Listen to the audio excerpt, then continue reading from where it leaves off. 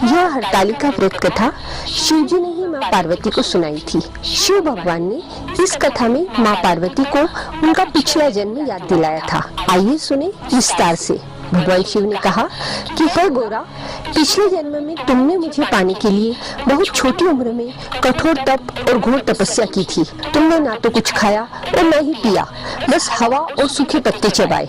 जला देने वाली गर्मी हो या कटा देने वाली ठंड, तुम नहीं हटी, डटी रही। बारिश में भी तुमने जल नहीं पिया। तुम्हें इस हालत में देखकर तुम्हारे पिता दुखी थे।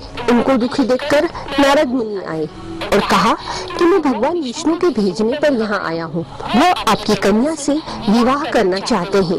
इस बारे में मैं आपकी राय जानना चाहता हूँ।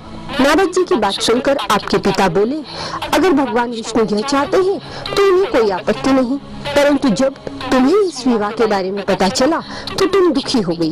तुम्हारी एक सहेली ने तुम्हारे दुख का कारण पूछा तो तुमने कहा कि मैंने सच्चे मन से भगवान शिव का वरण किया है, किंतु मेरे पिता ने मेरा विवाह विष्णु जी के साथ तय कर दिया है। मैं विचित्र धर्म संकट में हूँ। अब मेरे पास प्राण त्याग देने के अलावा और कोई उपाय नहीं बचा।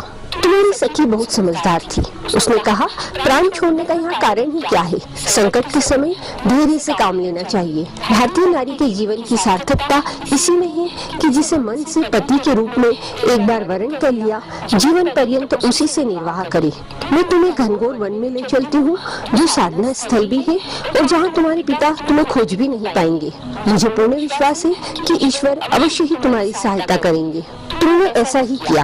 तुम्हारे पिता तुम्हें घर में न पाकर बड़े चिंतित और दुखी हुए। इधर तुम्हारी खोज होती रही, उधर तुम अपनी सहेली के साथ नदी के तट पर एक गुफा में मेरी आराधना में लीन रहने लगी। तुमने रेत की शिवलिंग का निर्माण किया। तुम्हारी इस कठोर तपस्या के प्रभाव से मेरा सिंहासन हिल उठा और मैं शीघ्र ही तुम्हारे पास पहुंचा और तुमसे वर मांगने को कहा। तब अपनी तपस्या के फलीभूत मुझे अपने समक्ष पाकर तुमने कहा, मैं आपको सच्चे मन से पति के रूप में वरण कर चुकी हूँ।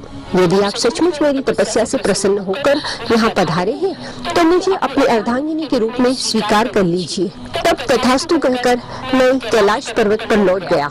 उसी समय गिरिराज अपने बंधु बांधवों के साथ तुम्हें खोजते हुए वहाँ पहुँचे। तुमने सारा वृत्तांत बताया और कहा कि मैं घर तभी जाऊंगी जब महादेव जी से आप मेरा विवाह करेंगे। तुम्हारे पिता मान गए और उन्होंने हमारा विवाह करवाया। इस व्रत का महत्व यह है कि मैं इस व्रत को पूर्ण निष्ठा से करने वाली प्रत्येक स्त्री को मनोवांछित फल देता हूँ। इस पूरे प्रकरण में तुम्हारी सखी ने तुम्हारा हरण किया था, इसलिए इस व्रत का नाम हरतालिका व्रत हो गया। इस व्रत से जुड़ी यह मान्यता है कि इस व्रत को करने वाली स्त्रियां पार्वती जी के समान ही सुखपूर्वक पति रमण करके शिवलोक को जाती हैं। सौभाग्यवती स्त्रियां अपने सुहाग को अखंड बनाए रखने के लिए और अविवाहित युवतियां अपने मन मुताबिक वर पाने के लिए हरतालिका तीज का व्रत करती हैं। इस दिन व्रत करने वाली स्त्रियां सूर्योदय से पूर्व ही उठ जाती हैं और नहा धोकर पूरा श्रृंगार करती हैं। पूजन के लिए केले के पत्तों से मंडप बनाकर गौरी शंकर की प्रतिमा स्थापित की जाती है। इसके साथ पार्वती जी को सुहाग का सारा सामान चढ़ाया जाता है। रात में भजन कीर्तन करते हुए जागरण कर 3 बार आरती की जाती है और शिव पार्वती विवाह की कथा सुनी जाती है। इस व्रत के व्रती को शयन निषेध है, यानी इस व्रत में रात्रि में सोना नहीं चाहिए। रात्रि में भजन कीर्तन के साथ जागरण करना जरूरी है। प्रातः काल स्नान के पश्चात श्रद्धा एवं भक्ति पूर्वक किसी सुपात्र सुहागिन महिला को श्रृंगार सामग्री, वस्त्र, खाद्य, फल, मिष्ठान एवं यथाशक्ति आभूषण का दान करना चाहिए। अगर रेत के शिवलिंग बनाए हैं तो उनका जलाशय में विसर्जन किया जाता है और खीरा खाकर व्रत को संपन्न किया जाता है।